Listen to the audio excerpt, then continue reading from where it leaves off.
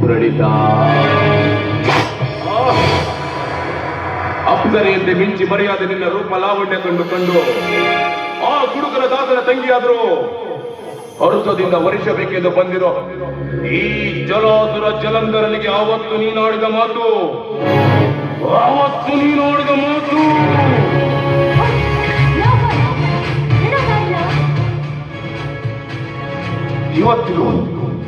ಇವತ್ತಿಗೂ ನನ್ನ ಕರ್ಣ ಪಡಲದಲ್ಲಿ ಅಂತ ಇದೆ.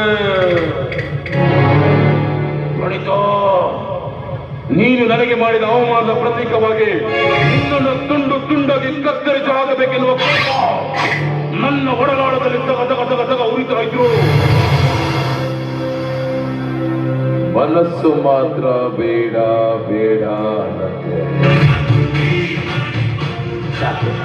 ಯಾಕೆ